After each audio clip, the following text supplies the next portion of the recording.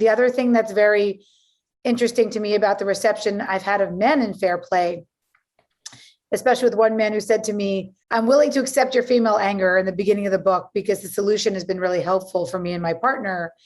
And I always say, thank you, men, for accepting my female anger. I have a lot of it.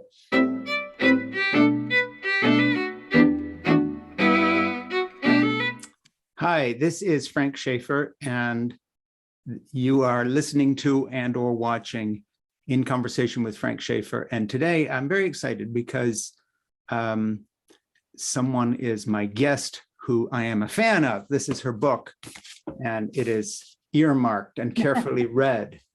Okay, showing you there. And there she is. So this is Eve Rodsky, and her book is Fair Play, and the subtitle is A Game-Changing Solution for When You Have Too Much to Do, and then parenthetically, and more life to live. And I think that a friend of mine, Jose Zylstra, who has a nonprofit called something like the title of your book, Gender Fair, introduced us, because I was asking Ernie, how did we book you and who was the connection? And I think it was Jose, is that correct? Mm-hmm. It was, yeah. She thought we had compatible messages, Frank. So she wanted us to meet. Yeah, she's great. She's introduced me to some wonderful people. The list is really long. Jose sort of knows everybody. In the old days, we called people who had all these connections. You'd say something like, well, she has an amazing Rolodex. But these days, nobody would know what that is. So I don't know is there a comparable expression that to say? No, I guess maybe connector, right? She's a good connector, but I agree with you. I still use the word Rolodex, but me too. I remember that. I had one. Yeah. Well, I've got your book read and marked, and we will get to that. And it's wonderful that you have brought up this subject in such a time frame. But I want to start off track a little bit and go to something that you talk about both in the book, but also in person sometimes, and that is your mother. Given that everything in this book is about parenthood and career and the balance of the two, and then your mother was someone who you admire so greatly because she, against all odds, managed to do some wonderful things. Let's talk about your mom for a minute, where you grew up, and what it is about her that you admire so much. I've read the book, but I want people to hear it from you. Well, thank you. What a fun question. And if my mother is watching out there, so I'll make sure she sees this link after. Yeah. The book is dedicated to her because I think when you're a child, you don't have a perspective of really anything of how hard it is to raise children and try to have a career. And I just watched her do the best she could. But Frank, for me, it was growing up as a parental child. That's what psychologists would call me. It was the fact that my mother was a single parent. My father had left her when she was pregnant with my brother. I was 3 and my brother was 0. And she started a new life over in New York City. We were living in Virginia at the time. And I think for me, it was the idea of all I knew, my perspective of my mother was being a parental child, meaning that as a single parent holding all the cards, that's the metaphor of fair play, this idea that there is humanity in the chores and housework and the thousands of unpaid labor things that we have to do every single day. She was holding on to all of those, but a lot of things were slipping through the cracks. And so for me, it was starting at 8 years old with our first eviction notice. I remember this, I was in 2nd grade. I remember the first eviction notice coming under our door and starting to create a system for my mother where I would put them in piles, our bills, and say, these are the ones priorities to have to pay. So that we wouldn't continue to be housing insecure. And that's what I remember. I remember telling her my brother couldn't read. I remember telling her I think he has autism and looking it up in the library. So that's what I remember. I remember how hard it was for my mother to do everything because she didn't have a partner in the home to share the unpaid labor as well as the breadwinning duties. Really, really hard. What was she doing at that time when you were 3 years old to put a meal on the table? I mean, how was she earning her living and taking care of you guys? What was going on? It's a good question. We laugh because, well, the first thing was when she divorced my father, it was moving back to New York and finding a rent stabilized apartment. That was the most important thing, is finding a place we could live that was affordable.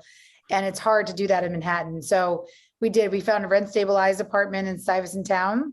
We grew up on Avenue C and 14th Street. But my mother always tells the story of coming up from Virginia with a literal baby and a 3-year-old in the back seat of the car. She says that she didn't even remember if there were seatbelts. I was like, I don't know how you secured in a baby in the back seat of the car, but showing up at our door on Avenue C and 14th Street. And she remembers lugging out this giant suitcase. And then someone tried to come to steal it. And so they came and picked up the suitcase, tried to run off with it the second she just arrived in New York, and it was too heavy. So they just put it down and kept on running. And so she just went and got our suitcase. But it was that type of, it was not, I think for her, it was getting us housing secure. She was a social worker, so she did not have a lot of disposable income, but we were in a rent stabilized apartment.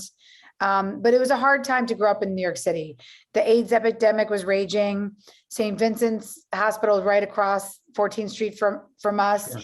There were a lot of, there was a huge methadone clinic on our corner. So I kept having nightmares about zombies because I thought heroin addicts look like zombies. How old were you then having those nightmares? 4 or 5 years old. 4 or 5, and you remember them? 100%. Yeah. Speaking 100%. Of which, when your dad left, is he still alive somewhere? Do you know where he's alive. Mm-hmm. Yeah, have you ever had any contact with him? Yeah, he came back into our lives. What he did was we never went to restaurants. I mean, I think now how privileged it is I get to enjoy restaurants, but growing up, so that was exciting. He would come on Wednesday nights sometimes to take us to KFC, Kentucky Fried Chicken, on 14th Street and 2nd Avenue, for those New Yorkers who are listening. Sure. I think it's still there, but he came to take us to Kentucky Fried Chicken. And sometimes he would show up and sometimes he didn't. Did he ever sort of double back at a later date in your life and talk to you with whatever modicum of honesty he could muster about why he had left, and any sense of being sorry or apologizing to you for putting you in that jam, let alone to your mom, which I guess would be a different conversation. I'm just wondering if you ever had that conversation with him.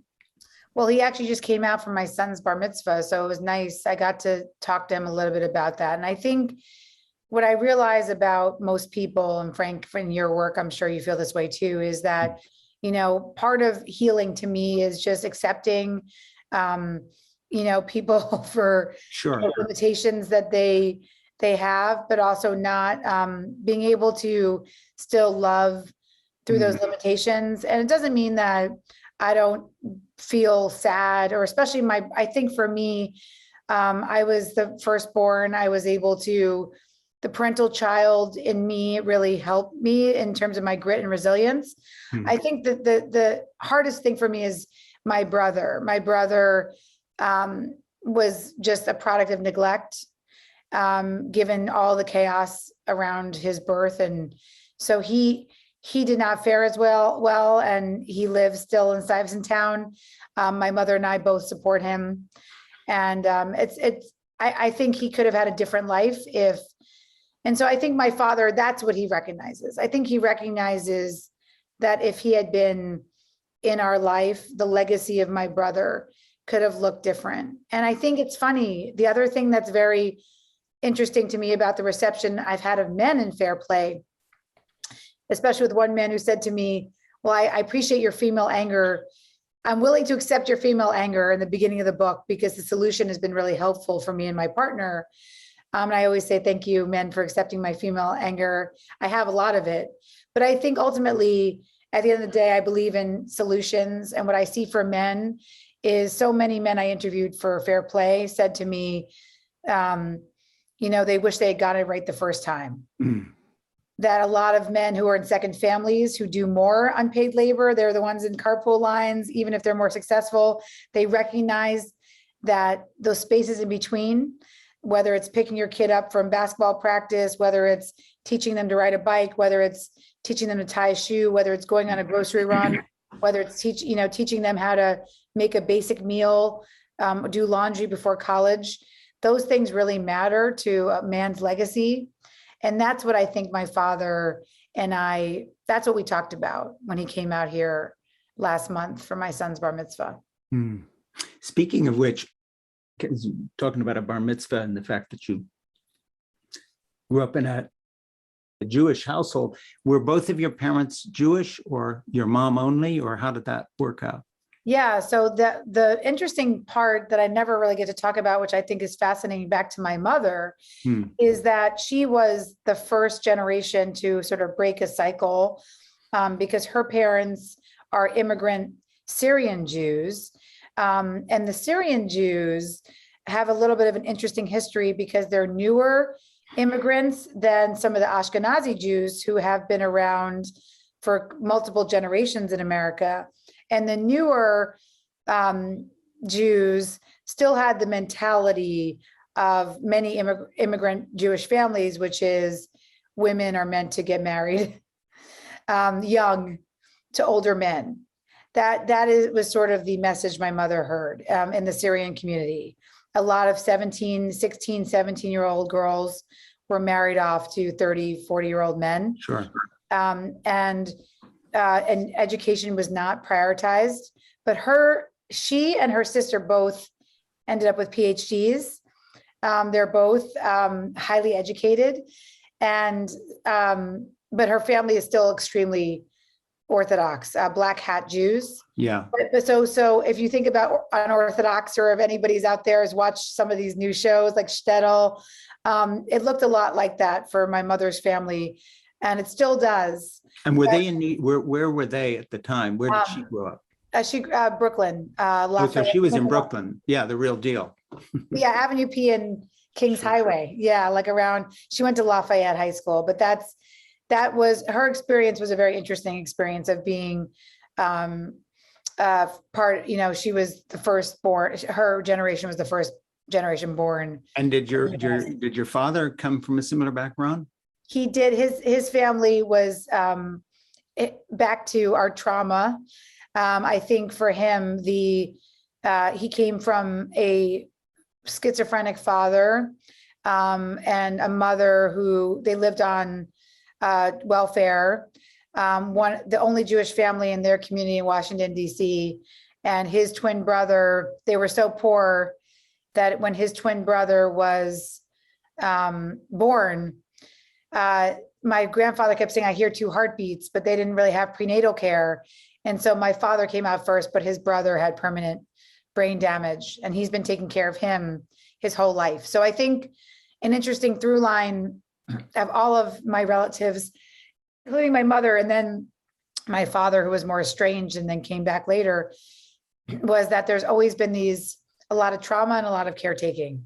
All of our books, I think, I write for a living. I've written 5 novels and maybe 10 nonfiction books, and I guess started seriously writing in the late 1980s. But I find, in looking back, especially the nonfiction work, you make a pretense when you're in the media talking when you're a bit younger. I'm pushing 70 now, so we got a generational thing here. But after you've done it for a while, you realize that the pretense of neutrality is really bogus, because everything you say is highly personal, and there's always a reason behind the reason. It always has to do with where you come from. In other words, my books are only explicable if you know that I bailed from a right-wing evangelical background. Then you understand what I'm pushing back against, and that's part of the story. And so I'm so interested in your story, because the next question I'll ask you is a real question. It's and I'm going to put it very weirdly. If you were my age looking back at this book, with all that time that's passed, and at that point less attached to it, how would you see the personal drama and or family sort of epigenetic drama and trauma that you have inherited, even if it's not direct, through that parental background, influencing the reason behind the reason for you writing this book? That's a great question. I think I would say that all research is me search, right? That's what they say. And for me, it was understanding, Frank, the person I was at 21, the sort of lie I'd been sold was, if you knew me then, I was going to be president and senator, because like the Constitution doesn't really say you can't do both. And I can, legislate during the day, and senators are lazy because they adjourn at around 4 p.m. I could do all my executive orders at night.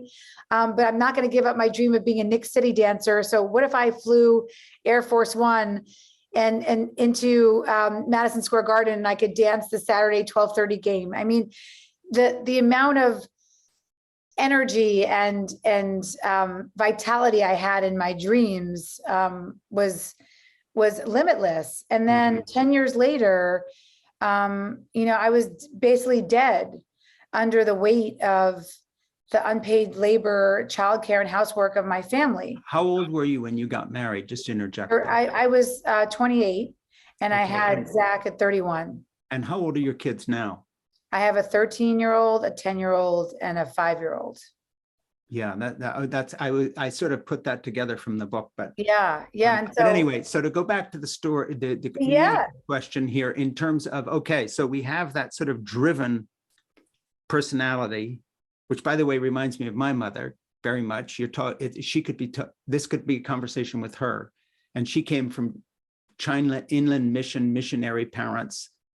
Fundamentalist Christians who went to China, were kicked out by the communists, a whole different background. And yet, she had that kind of drive and was in 10 places at once. And, her line was always, other people take naps, she, and sort of 3 hours of sleep a night and so on. Totally different human being, completely different set of aspirations. But basically, I feel very close to you because talking to you is very much, I get it. And she came from a background that had things. So let's go back to fair play a minute. So what's the story inside the story inside the story? You felt dead. Yeah. How does that relate to your background more than to being in childcare for unpaid? I mean, in other words, what's the real story there? Is it because of what you say it is on the page here, or is there something behind that? I'll give you an example from my own life. I got Jeannie pregnant when we were 17 and 18. I've been with her now for 52 years, and we have 5 grandchildren. I do the childcare for 3 of them. I mean, I do it, not somebody else. I don't help out on the weekends. As soon as I'm done this podcast, I go pick Nora up from school. Now she's the youngest, so she's 7 now at school. But for 13 years, I've taken care of them. I've canceled maybe 120 college speaking events so that I could be here to care for them for 13 years. Wow. And that's what I do. For me, it has nothing to do with balancing or trying to, it's selfish, it's pleasure. I get a lot of satisfaction. It's very difficult. Doesn't mean I'm happy all the time, but that's me. But where that comes from, is that some of my residual evangelical guilt trying to work itself out of what I should be doing? You never know what the motive behind the motive is. So I'm asking you before we get into the book, how you see it. If you were not you, and you're looking at this book from a psychological or a neuropsychology point of view or an evolutionary point of view of female development and feminism, where's this fit with you? I think that's a great question. For me, the way I looked at it, if I look back at it, I think the things I wrestle with, Frank, are really why I chose to speak to women. I think if I look back at the thing behind the thing, it's the idea that I really believe unpacking how we're all complicit in our own oppression is really important to me. And I think that came because my mother's a professor of social justice, and she would always, sit there with me and unpack privilege and who had more of it, who had less of it, what our privilege is, why are we on this earth? What are our values? Yeah. And so I think the through line through her life, which was the through line through her mother's life, was sort of a life of justice, but also of unfulfilled dreams. Mm. And so for me, it's the idea that I want to be the ghost of Christmas future. And I don't want anybody coming behind me to feel that they are a graveyard of unfulfilled dreams. And often women, especially, become that because we are complicit in our own oppression. So where do I look? If I look back on this book, I look at it as a place where I'm speaking, it was a hard decision to speak to women and say, you know, well, if it's really men who are not doing the childcare and housework, shouldn't I be writing to them? But I felt that from my research since 2010, one of the biggest findings of fair play, which I write about, as you know, is that as a society, we view and value men's time as if it's finite like diamonds, and we treat and we value women's time as if it's infinite like sand. And we know that in many cases, if women enter a male profession, salaries automatically go down. Sure. We say things to women like breastfeeding is free, even though it's really 1,800 hours. It's a full-time job. Sure. But I think the hardest part for me, where do I see my book within the legacy, is how women ourselves have internalized the messages of devaluing our own time by pushing men out, by saying, you know, I'm a better multitasker, untrue, by saying things like, in the time it takes me, Frank, to tell you what to do, I should do it myself. For saying things like, oh yes, me and my partner are both colorectal surgeons, but I can find the time. So yes, this is centering people, women who are married to men, because I think a lot of the hetero cisgender dynamics set us up for failure. And so that's where I see the legacy of this book. It's looking at women and unpacking how we became complicit in our own oppression. Let me just go to the book itself here for a minute, because you know, when I read a book, especially since I write nonfiction myself, you know, you always try to say, what's this, what is the book about? And sooner or later, an author gets to a line or a paragraph, may not be the one they think represents their book, but I sort of will pick a word or two out of a nonfiction book that is about something with a point of view and say, okay, that's it. I've just hit the line that describes the book that, had I been your editor, would be on the cover, okay? And this is the one that would be on the cover. The first rule for fair play is for you and your partner to recognize that all time is created equal. I think that's one of the best lines I've read for a long time from anybody, but I also think that's your book, because in a way, that's the hinge that everything turns on in all directions: the lists, the cards, the shared duty, the philosophy. And I would add this to that, and that is, I would go further than what you've just said. In terms of women and their own oppression, or women and your own oppression, whatever it might be. And that is that I think that, of course, the complicity is true of all genders and all people, in that we sort of fit into systems. You know, I was thinking what you were talking about with your mom and Brooklyn. One of the more off-the-wall speaking engagements I had was 15 years ago. So after Terry Gross on Fresh Air had interviewed me for an hour about my memoir, Crazy Forgotten, it had become a bestseller. I got invited to New York to a group run by, I would call progressive Jews, but maybe that's the wrong thing. It was entirely formed to help protect Jews growing up in strict Orthodox households, particularly females, escape. And some of them were in real danger, physical danger, and all of them had been cut off. These were young women who could barely speak English, had not been educated on purpose. Some of them married as young as 14. Correct. In New York City, which you think of as this sort of progressive bastion. And they brought me to speak because my story told about my departure from a strict evangelical fundamentalist background. And they were trying to find speakers so that these young people wouldn't feel so alone. Look, there's other people going through similar things. You haven't been singled out. This is a global phenomena of oppression from a fundamentalist religious point of view. So I was stunned. And the young people who were there were sad and were so cut off. And it was one of those aha moments where you're saying, hey, I feel a bit less alone because they understand me and I understand them, but also just right under your own nose, in this huge cosmopolitan city with a few blocks away, the New York Times office sitting there, you know, pontificating on life in general. And right in that city, you know, judges that have been paid off, children being married off, people in totally unhealthy relationships, and you might as well be in Saudi Arabia. And for me, the impact of that was big, because I sort of knew about this theoretically. This is before these shows came on TV and so forth, but it stunned me. Well, absolutely. I think that, you know, back to the me search, right? I mean, I think watching all of my first cousins, I'm very close to my first cousins, but I was saying Yeah.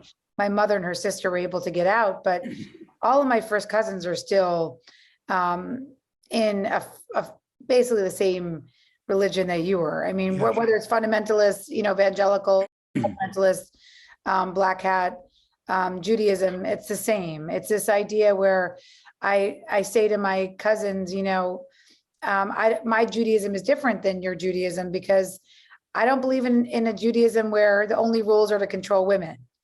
And I think that's what you see in the fundamental religions, is that Yes. most of the rules are around controlling women, their behavior, what they wear, what their hair looks like, in the guise of modesty and God. And so it's really hard for me. And so I think the idea is that, all, like you said, whatever system you're in, whether it's, through the lens of God or just the lens of the assumptions in our society that women are supposed to be the primary caretakers. And thank you, Frank, for taking care of your grandkids and bucking that trend. But I do think that we have a moral responsibility to continue to push back against these messages. Our societal legacy, our humanity, is in our caregiving. And that means that we should invite everybody, including men, into their full power in the home, so that women can ultimately step out into their full power in the world.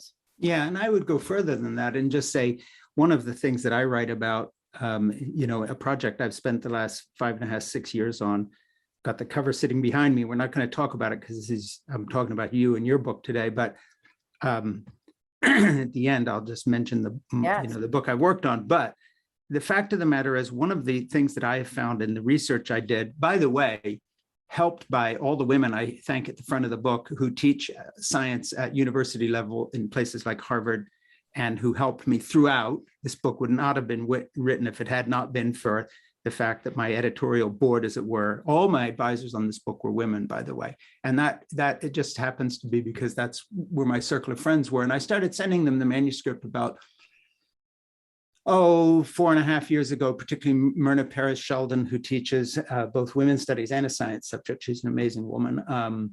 And Myrna started kindly and generously sending me notes back. And she kept telling me, yeah, but you got to read this, you got to read this. So anyway, from a lay person's point of view, my reading really opened some doors for me.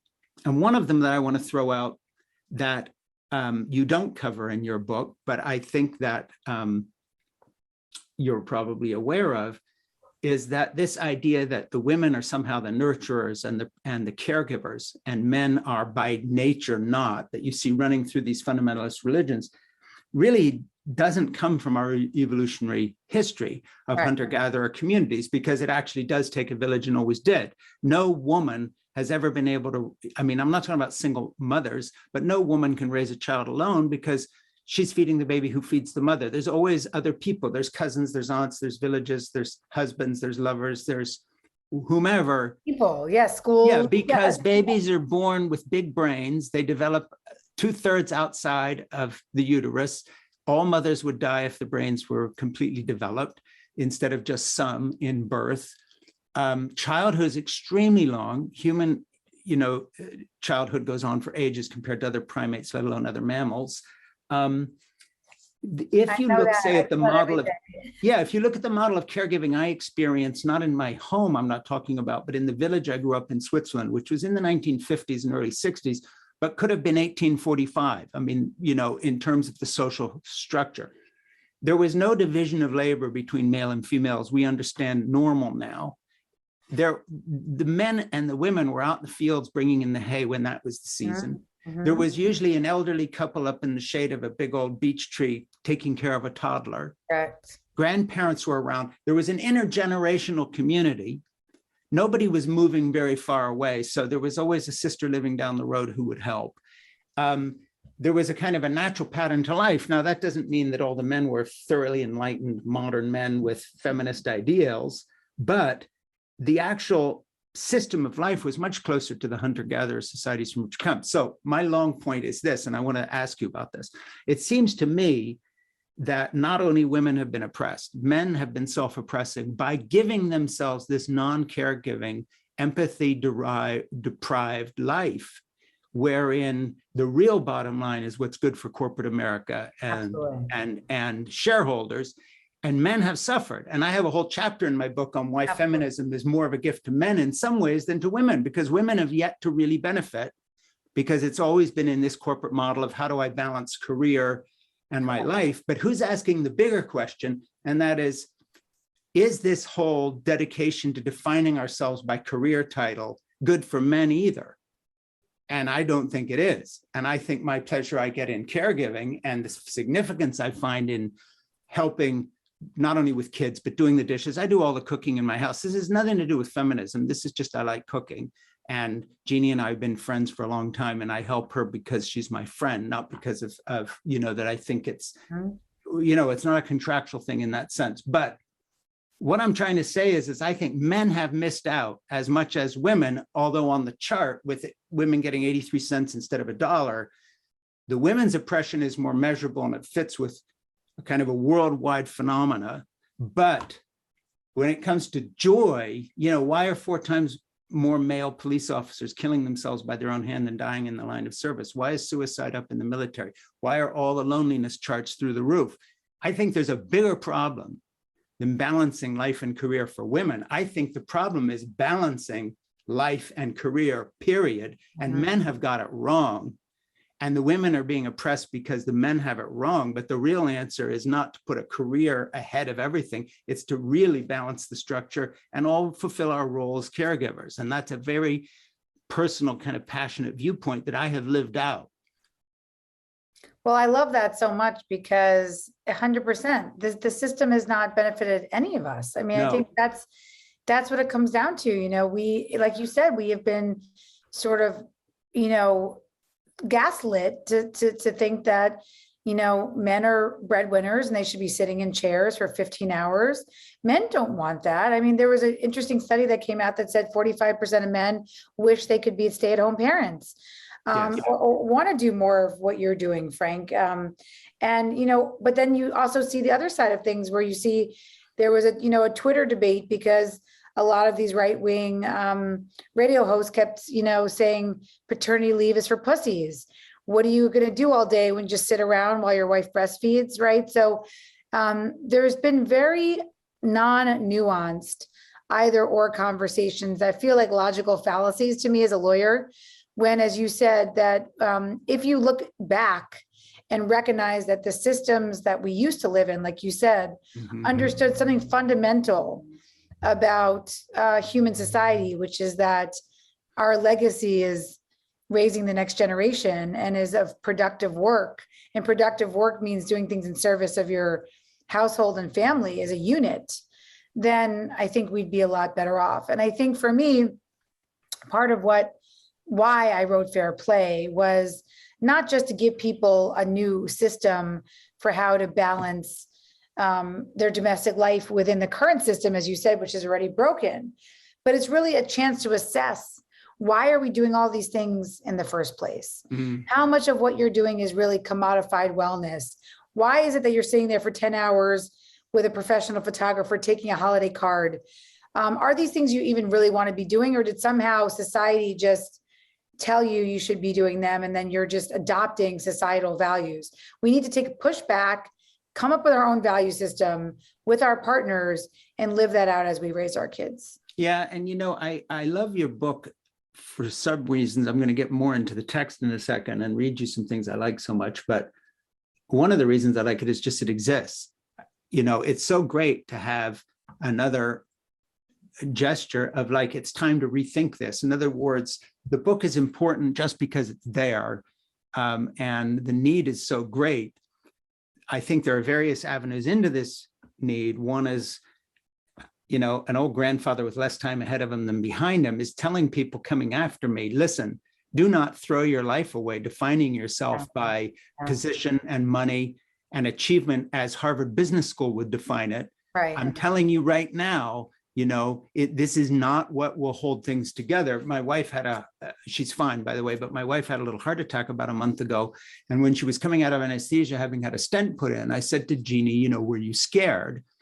And Jeannie said, yeah, I was very nervous, but then I was overwhelmed by a sense of gratitude for the wonderful life I've had. Mm-hmm. Okay, now what the subtext to that you would not have known if you had been a nurse or the surgeon standing there is that Jeannie married what I'll call an asshole by divine right. That's me, because I was trained from birth to be a domineering male whose function under God was to make women obey you, and your wife was supposed to conform to that.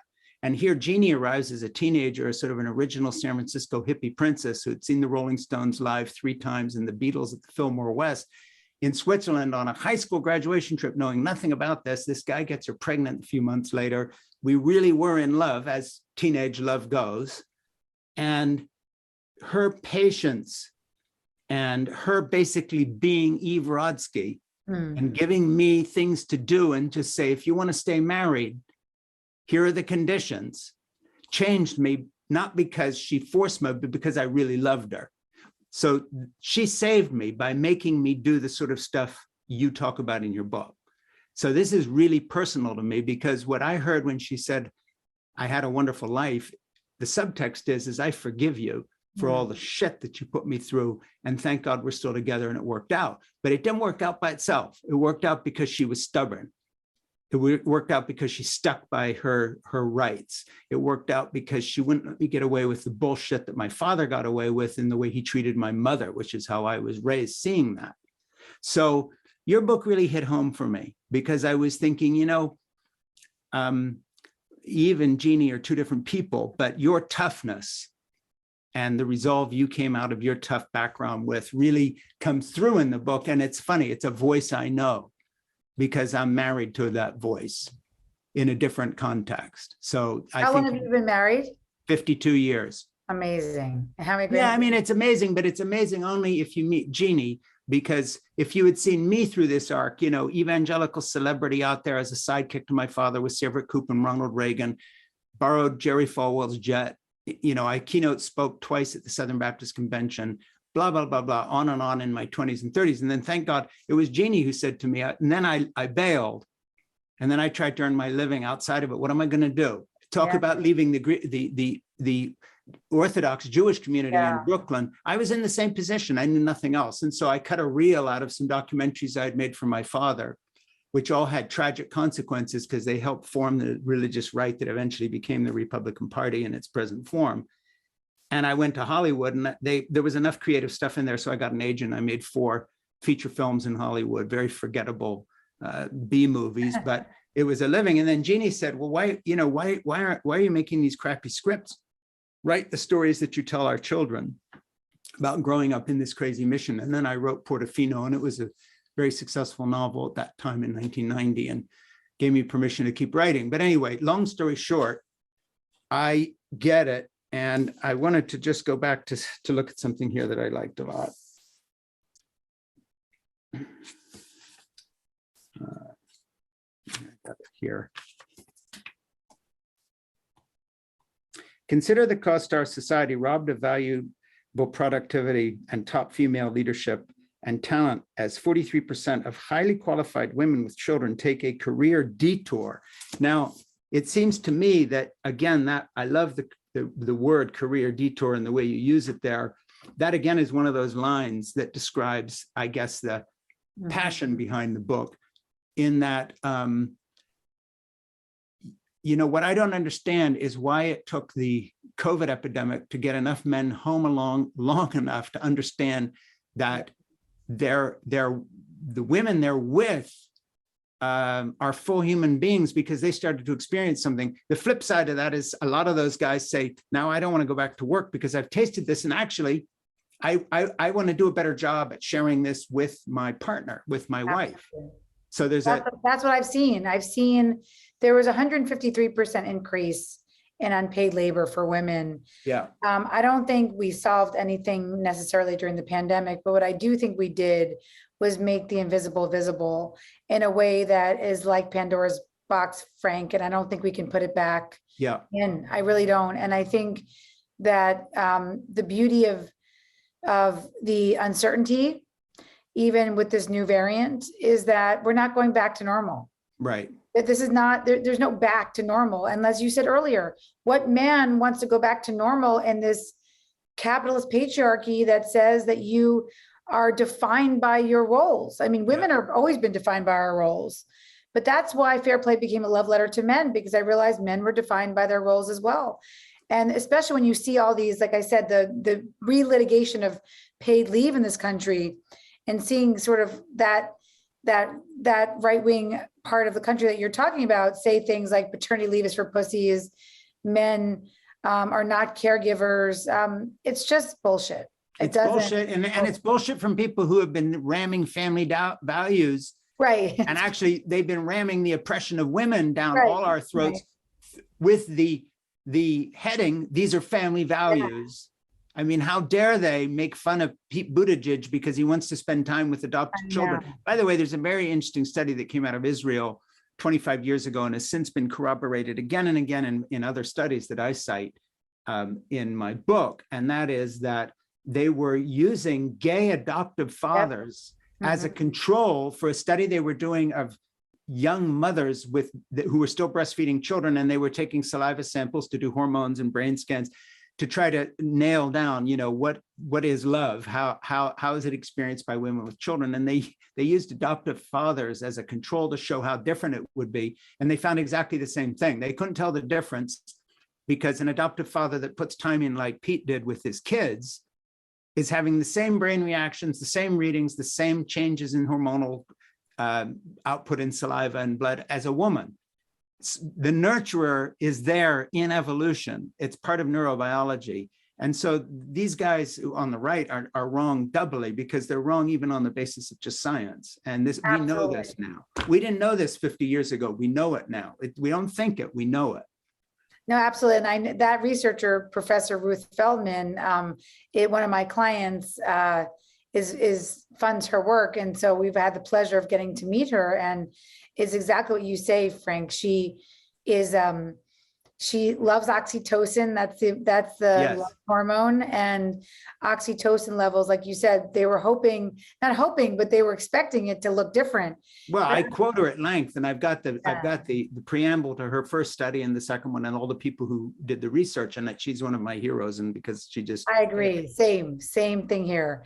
Hey, listen, you use your connection with her to give me an interview sometime. I will. I'll put you on. I want to talk to her, because that's a whole different thing. Speaking of which, I also want to talk about something else with you that I find very interesting, and that is some of your work, which is, as a lawyer, you work with foundations, and you talk a lot about the kind of hidden sins of foundations, and the fact that where they make mistakes, not so much in the book, but in some of your interviews and so on. I just want to get to that for a minute, but I want to ask another question. I want to make sure we have time for both. I want to talk to you about your work with foundations. I also want to ask a question, and you don't have to go on at length, but when did you finish writing this book in relationship to COVID-19? I'll answer that one first. I finished writing in the beginning of 2018. Okay. And the irony, Frank, was I got to go present fair play ideas at Davos. So this was the World Economic Forum in January of 2020. And I remember sitting there looking at all these male leaders saying, we're just one crisis away from women's labor force participation rates tanking. And nobody believing me, because they're like, well, women are graduating at higher rates than men, and women are in the labor force more than men. And aren't you just relitigating the 90s? And I kept saying, just you wait. And then I had a German politician come up to me, a progressive politician, a man, who said that, he was being facetious, but he said, Eve, you don't really have to litigate against women or even design a society with laws to hold women back. All you have to do is require that kids come home for lunch. And I found that so important because what he was talking about was some of the Southern Germany policies around Munich areas where kids are required to come home for lunch, and they watch labor force participation rates drop compared to places where obviously kids are in school a full day. Mm-hmm. And so we just basically had an entire global experiment of requiring kids to come home for lunch. And we watched what happened to women, the burnout, the labor force participation rates. And so why I think that's important is because, gender division of labor researchers, like what I've become, we're like the canary in the coal mine. I mean, we sort of knew we predicted COVID before COVID, because we were watching the levels of burnout that were being reported amongst women. Yeah, and I mean, I would just say that the project that I was working on all those years, COVID hit in the last year of the thing, and basically one stream for me was the experience with my grandchildren and how it differed from my experience with my own children when I was more in a striving mode, mm-hmm. and in my journey away from, asshole by divine right to what they say in Italian, marriageable material. They have this little phrase. So I'd be deemed that now at this end of the thing. But then the COVID thing hit, and it was weird because it was basically like I'd been writing something in theory, and now everybody had to go home and do it. Mm-hmm, mm-hmm. I mean, okay, now, and so with the result being that there's a lot of guys like my son, John, for instance, whose wife, Becky, has had a career because I and Jeannie have been doing childcare. I mean, she would have found some other way to do it, but you know what I'm saying? We played a part in her career. Of course. And in his, okay, he's negotiated a deal with his company saying, I'm only coming in for a day a week or find somebody else because I've been working from home. And because I'm enjoying being with my kids more, plus it's fairer to Becky and, so on and so on. In other words, here's the thing. Now, my daughter, who's a CEO of a venture capital company in New York and had her kids in Finland, where paid parental leave was for a year. And she dropped out of NYU and got married very young. And she's happily married to a Finnish composer and musician. Oh. And they're back in the States now.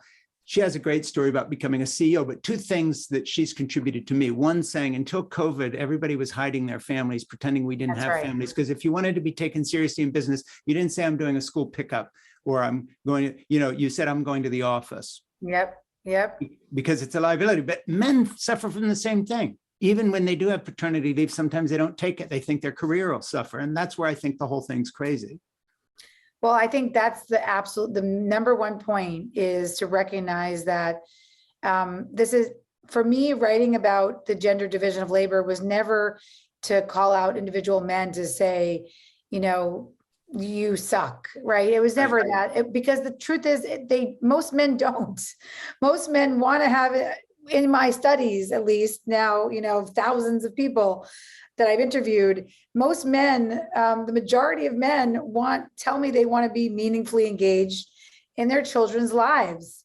But that they are afraid that when they do things that are reserved for women, like take their paternity leave in toxic cultures, like you said, that they will be penalized. Mm-hmm. And nobody wants to be penalized. And so I get it. I get that. And there's a new article that just said men are going back to work, in droves. They're the ones showing up at the office, of course, because people do want to get ahead. And I don't fault anybody for trying to work in a messed up system. But I think that's the point of starting for me with the individual, Frank, was understanding that it was never going to stop there. It was making the invisible visible, but then saying we're going to fight at the corporate level for a fair, I call it fair pay, fair day, fair play, where that means you get fair pay because there's no motherhood penalty. The fair day is what your son John did, being able to work flexibly. Fair play is men parenting out loud, like you said, what your daughter said, we're not hiding our families anymore. To me, those are the important pieces to move forward post-COVID. Yeah, I mean, I'm hoping sometime you get time to take a look at this new book of mine that just came out a couple of weeks ago, because, in a way, I ordered it. Yeah, I'm terrified to have you read it in one way, because you actually know what you're talking about. You've done all these interviews but I think you'll find that I bear out what I'm saying. It's a little more of a personal story in some ways, although, there's a lot of you in this book too, that comes out. But I think where you're going to find, I take a slightly different approach. I don't mean that disagrees with your book, but a different angle is just to question the whole system, as in, why did we ever think it was a good idea to define ourselves by career instead of the quality of our relationships, Right. which is what careers are about.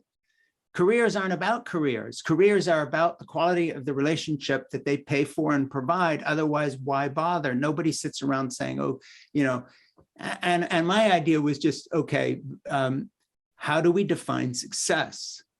If we define success by the quality of our most personal relationships, then of course I do the dishes for my wife every morning because it makes her happy to see a clean kitchen. 100%.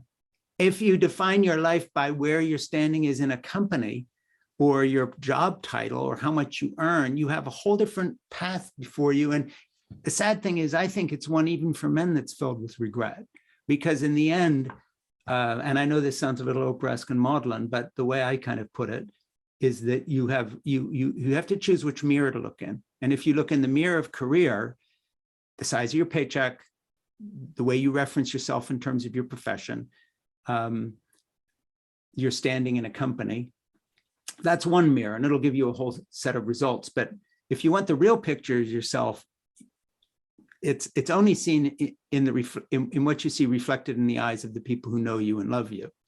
100%. And that's the deal. And so the funny thing is, we both get to the same place, because if you define success the way I'm talking about there, then you will do all this for people you love.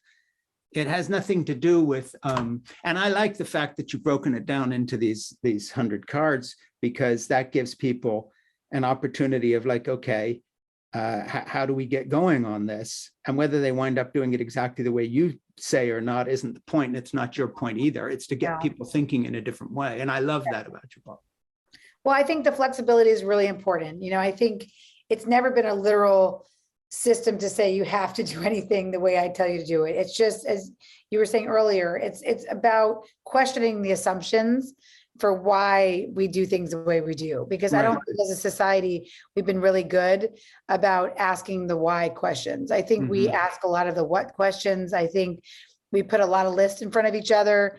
Go to the store to go buy the yellow mustard. Why are you so stupid, Frank, that you came home with the spicy Dijon mustard? Or the blue, right? Or you in tears over the blueberries? Right. The blueberries, right? I mean, I think that's the problem. The home is really dangerous because it presents so small. So we genuinely think we're having fights or conversations around blueberries or what mustard you brought home, but it's not that at all. And I think that taking it and taking a step back and saying, what, as you say, what is the life that you want to be defined by? What is your active legacy? I don't think there's any more important question. I think that is the question.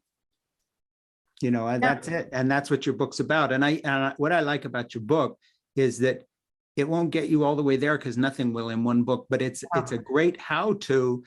In that, what I love about your book is it says something very clearly. Look, this is possible, and here's how you can start. And I love that. And I think, I hope that your book is embraced by men wise enough to understand that, they're not going to have a very good answer for this question. Well, how's it all working out for you? It's not working out well for men at all. And it's not working out that great for women, but I don't see it as some conspiracy by males across the globe to do. I see it as something we have been handed, and we get from our nursery school on.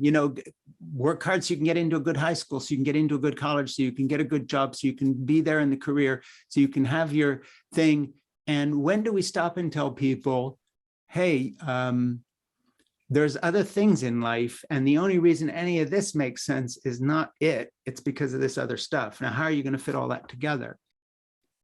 Well, I think for me, what you're saying resonates, because at the end of the day, we are so much more than our milestones, and our culture has made milestones the markers of a successful life.